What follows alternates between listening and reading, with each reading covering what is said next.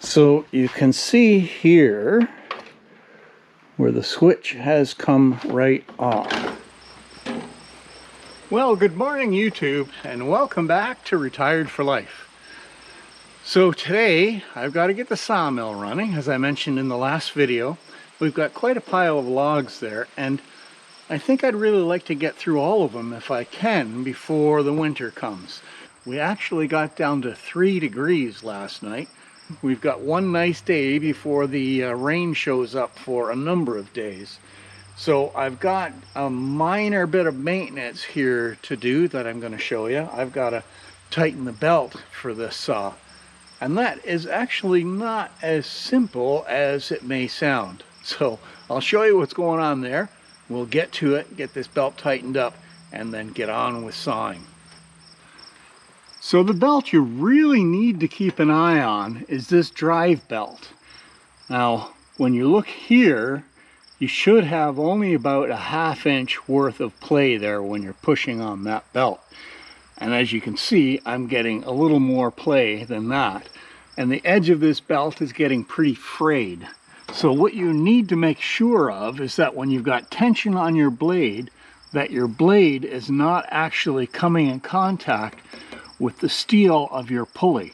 If you're getting that close, you need to change that belt altogether. I'd like to get the rest of this season out of this blade, which means cutting about another 24-25 logs. So I've got 2 things that I need to loosen off on this tensioning pulley. I've got a 13/16 head on this bolt here, and I only need to loosen it from this side because the nut is trapped on the other side.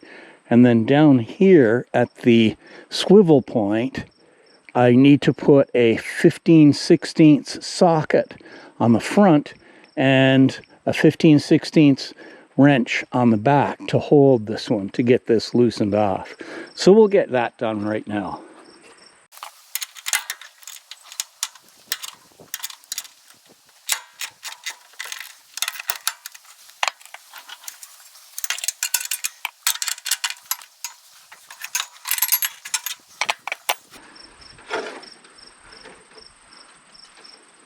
So we're nice and loose now, but the trick is getting the tension on that. And if you're just trying to push this over by hand and tighten it, it's very difficult to get enough tension on there. So I've got this block made up, and I can put my pry bar on here.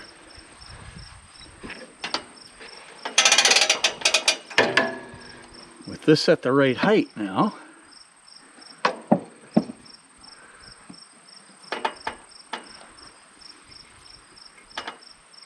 And I can get the tension on there that I want.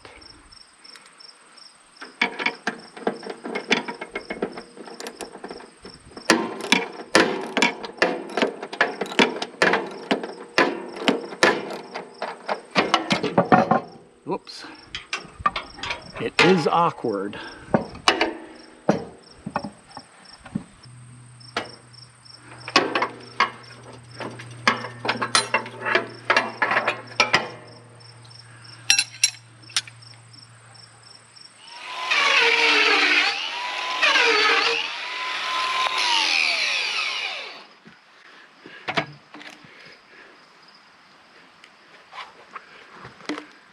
So one of the enemies to your saw blades is dirt.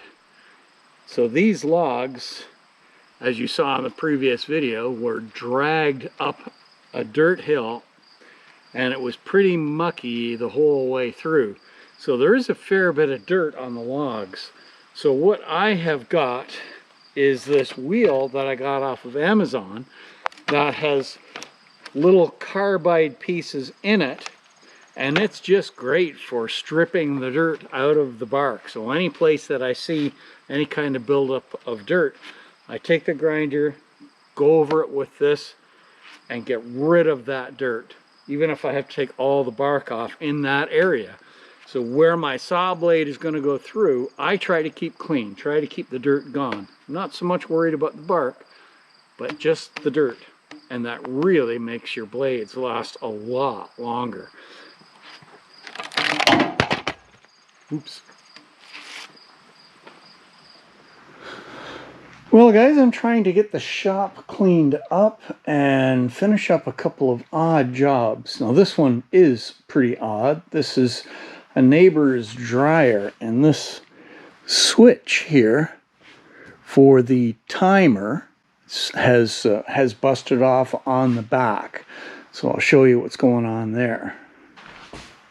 So you can see here where the switch has come right off, and there's a little plastic mount here that it's supposed to clip into, but the tops of these are broken, so it's got nothing to hang on to anymore. Not quite sure how I'm going to do it yet. I'm going to see if I can make a clamp that will come through, go on the top of this, and put a couple of bolts through it to pull it up tight. So, should be interesting. We'll see what we can do with this. So I figured out how the switch used to fit. This used to fit in just like that. And this piece sticking up went against this here to hold it in place. And there used to be two little tabs here and here that would slip underneath these tabs to hold the switch in place. Now those are broken right off. Alright, let's get some material out and we'll see what we can come up with for this rather crazy scheme. So I think I've come up with something pretty simple for this. I've labeled and removed the wires from this switch. So I know how the switch used to sit in, and what I've done was I just took this little piece of plexiglass, drilled some holes in it for the wire connectors, and I can bolt that down through, put a couple of bolts through there, just little ones, and that's going to hold that down in place. So then you can turn the switch on the other side and it won't be able to shift around here because it's still going to be locked in by these old pieces that stop the switch from turning. So we'll drill a couple of holes and get that on there and see if that's going to work. Alright, there's our little bracket in place. So I've got a piece of plexiglass here that I drilled holes through for the wires to come through. And then I put a couple of holes through for screws. So this is now, this switch underneath here is now held solidly in place. So that was actually pretty easy. It just took a few minutes to do. So this is now fixed. I'm going to put this back in place and then take it back down to my neighbors, and I'm sure they'll be very happy to have a functional dryer back and they don't have to go and buy a new one. So we're going to get up to the sawmill, get it running, and see how things go. And I'll show you the cover on the lumber storage tent. So as you can see, this has now got this tarpaulin over top of it, and it is supposed to be a UV resistant tarpaulin. That means it's going to last a little bit longer than the original cover that is on the tent. Now, this tarpaulin, by comparison to the original cover, is about 1/10 of the price. So it's well worth putting these on and letting it take all the abuse rather than lose the tent itself, kind of thing, when the cover rots off. So I'm happy with that. We'll see how well it does through the winter. Well, we've got the first log up for the day, and oh my, this thing's too big. If the log sticks out past my rail, then I know that I can't really get the mill down along it. It's not going to, the log's not going to fit in between the two legs of the mill very well. So I need to cut a notch in here in order to get my clamp in place. And because of the taper of this log, I'm going to cut a bit off here, right from about here, to reduce down this taper and make the diameter at this point a little bit smaller. It's going to be a trick. It's going to be tight. So let's go get our stuff and we'll get ready to get this thing cuttable.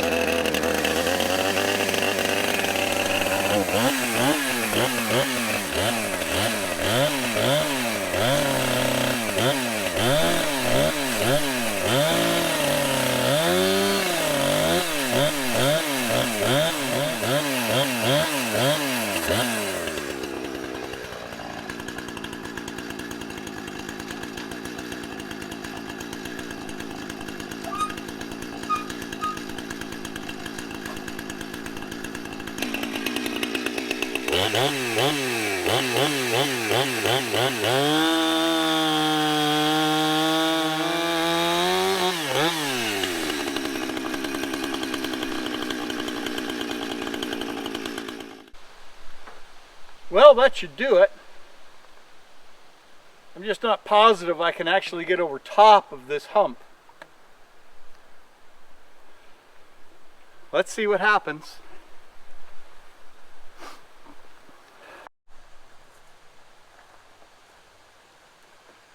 So I really went at it with my grinder with the carbide tip wheel on it to try to get as much of the dirt out of here as I can and scrape the bark down and whatnot. So we are now ready for our first cut. So let's give it a run and see if we can get all the way through. I think we can.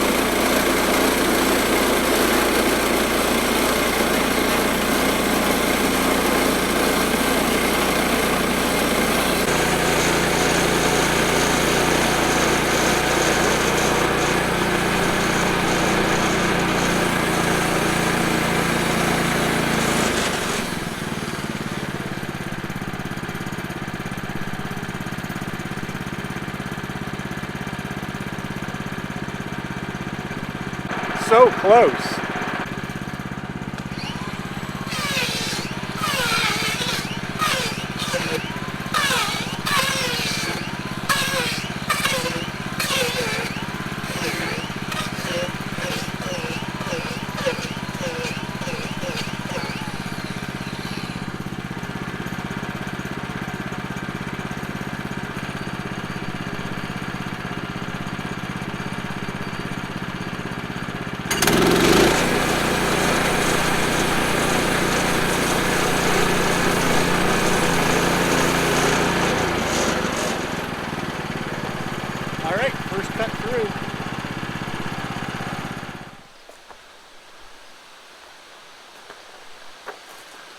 Well, those supersized logs are a real challenge to deal with, and they do take a lot of time, but boy, what a turnout.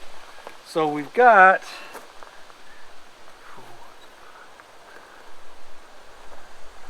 nine 2x6s, 7 2x4s, and I've got a 1 2x2 here, and then a number of real nice half-inch pieces that are handy for things like bird houses and whatnot.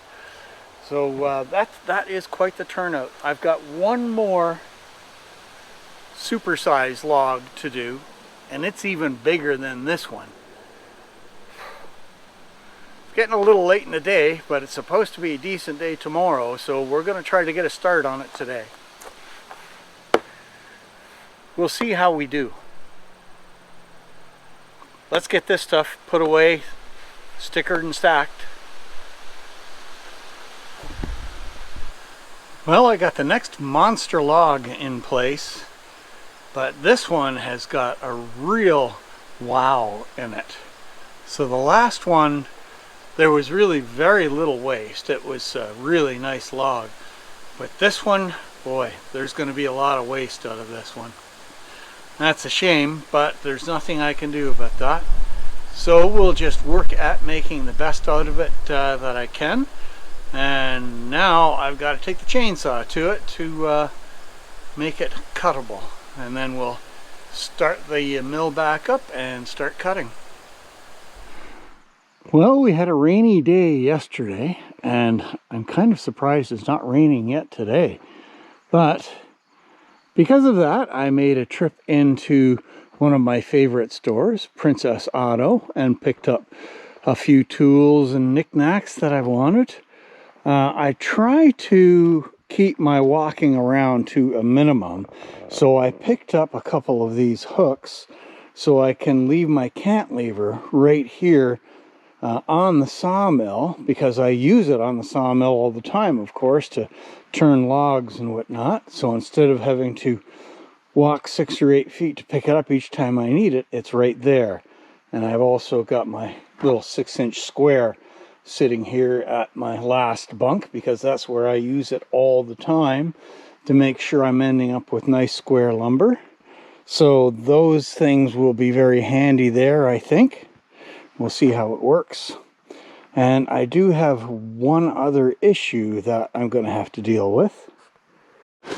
I'm now running out of space in the drying tent to the point where my spot designated for 2x6s is completely full. I don't want to put any more up there. It's going to end up with snow on this roof, and I don't want it rubbing too hard on things. And my stack of 2x4s is getting close to the same way. So I've still got a lot of logs over on the log bunk, so this is very quickly going to fill up. And then I've got to get back to cutting more of my board and batten pieces. Plus I need to cut some 4-inch wide slats for the roof for the new building I'm going to put up. So this is my old truck box that is repurposed for a big toolbox for up here at the mill. And this old, very rotten looking shed is the one that needs to be replaced.